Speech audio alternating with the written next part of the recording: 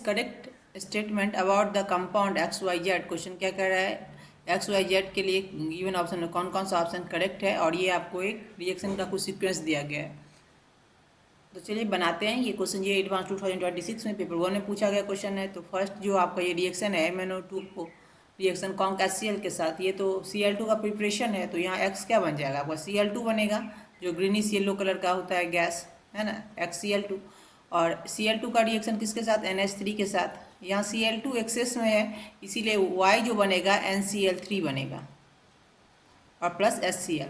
क्यों, अगर यहाँ पे अमोनिया NH3 अगर एक्सेस में रहता तो ये आपका NH4Cl और N2 नाइट्रोजन गैस निकलता है, लेकिन यहाँ पे Cl2 एक्सेस है तो आपका NCl3Y हो गया। अब NCl3 का रिएक्शन किसके साथ आप करवा रहे हो, नहीं NCl3 का नहीं, यहाँ Cl2 का रिएक्शन है ना, X का रिएक्शन F2 के साथ है। ये Cl2 का रिएक्शन F के साथ, तो ये आपका बन जाएगा यहाँ पे ClF3। ओके, अब आपको क्या इसमें देखना है, इसमें गिवन ऑप्शन में क्या सब सही है। X is use for sterilising drinking water, तो XCl2 है तो क्लोरीन तो यूज होता ही है ये ड्रिंकिंग वाटर को क्लीन करने के लिए। तो ये आपका क्या हो गया, A is correct. Then Y has a planar structure, B में क्या Y क्या है आपका NCl3, इसका तो स्ट्रक्चर प्लेनर नहीं होगा क्योंकि यहाँ Cl, इधर Cl और यहाँ Cl, और यहाँ पे लॉन पेयर ऑफ इलेक्ट्रॉन है। तो ये आपका क्या हो गया, ट्रायगोनल पिरामिडल। तो ये बी क्या हो गया आपका, इनकरेक्ट हो गया। देन क्या है, Z is used in the enrichment of uranium 235। Enrichment का क्या मतलब होता है, इनरिचमेंट का मतलब होता है यूरेनियम 235 की एबिलिटी को इंक्रीज करना। जैसे न्यूक्लियर यूज़ में अगर ये यूज़ होता है ना न्यूक्लियर में, तो न्यूक्लियर यूज़ के लिए अगर इसको यूज़ करते हैं तो इसकी एबिलिटी को इंक्रीज करना, यही इनरिचमेंट हुआ।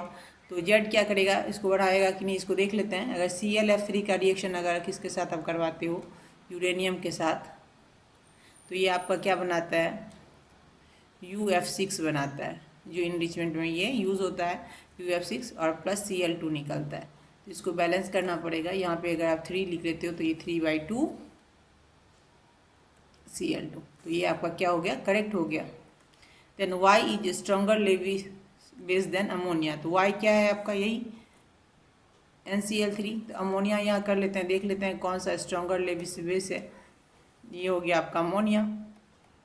यहाँ पे लॉन पेयर ऑफ इलेक्ट्रॉन, तो लेविस बेस क्या होता है, जो lone pair of electron easily donate कर सके। या NCl3 में जो ये क्लोरीन है, ये मोर इलेक्ट्रोनिगेटिव है, ये मोर इलेक्ट्रोनिगेटिव है ना, देन हाइड्रोजन से। तो मोर इलेक्ट्रोनिगेटिव है तो ये क्या करेगा, नाइट्रोजन के पास जो इलेक्ट्रॉन है उसको अपनी तरफ पुल करेगा। जैसे ही अपनी तरफ पुल करेगा तो इसका जो लॉन पेयर ऑफ इलेक्ट्रॉन है वो किसी को देने के लिए अवेलेबल क्या होगा, अवेलेबिलिटी इसकी कम हो जाएगी।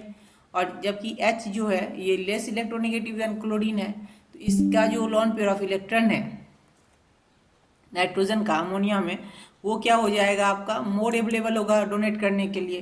तो ये NH3 जो है वो मोर बेसिक देन NCl3 होगा, क्योंकि अमोनिया का जो लॉन पेयर ऑफ इलेक्ट्रॉन है वो मोर अवेलेबल है फॉर डोनेट करने के लिए। तो देन मोर बेसिक देन NCl3। तो ये भी आपका क्या हो गया, Y इज स्ट्रॉन्गर, ये भी आपका रॉन्ग हो गया। तो आंसर क्या आ गया आपका, A और C is answer. Thanks for watching.